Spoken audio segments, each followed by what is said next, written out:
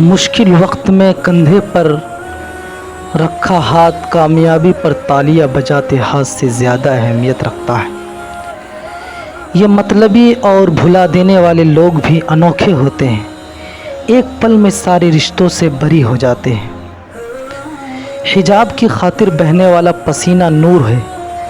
ایک بزرگ جن کو کشف ہوتا تھا فرماتے ہیں، اگر باحجاب عورتیں چاہتیں تو میں اللہ کے حکم سے انہیں دکھا دیتا کہ جو پسینہ وہ گرمیوں میں چادر کی وجہ سے بہاتی ہے اس کا ہر قطرہ سورج ہے۔ تم لوگ خدا کے روشن سورج ہو، جو پسینہ چادر کے نیچے بہتا ہے 3 جگہوں میں نور بن کر ظاہر ہوتا ہے۔ نمبر 1 قبر میں، نمبر 2 برزخ میں، نمبر 3 قیامت کے دن۔ اور اگر بدحجاب عورتیں چاہتیں تو میں انہیں دکھا دیتا کہ ان کے سر کا ہر وہ بال آگ ہے جنہیں وہ نامحرموں کو دکھاتی ہیں۔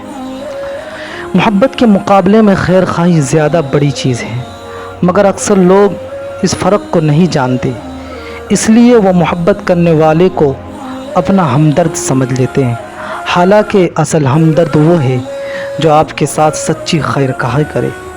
محبت ایک جذباتی چیز ہے، جبکہ خیر خواہی ایک خالص عقلی رویہ ہے۔ میں نے سب تیر کھا کر دیکھے ہیں، سب سے زہریلا کمان اپنوں کی ہوتی ہے۔ زندگی سے یہ جملے نکال دے کہ لوگ کیا کہیں گے، لوگ کیا سوچیں گے، لوگ میرے بارے میں کیا باتیں کریں گے، وغیرہ وغیرہ۔ آپ کو کل اللہ کو جواب دینا ہے، صرف نہ کہ بندوں کو۔ اگر آپ حق کی خاطر کھڑے ہیں تو درخت کی طرح کھڑے ہونے کو تیار رہیں، اگر گر جائے تو بیج کی طرح گرے جو پھر سے پھوٹ کر کھڑا ہو جاتا ہے۔ میں نے بہت سی عورتوں کو محبت کے چھوڑ جانے کے ڈر سے اپنے محبوب کے ساتھ سوتے دیکھا۔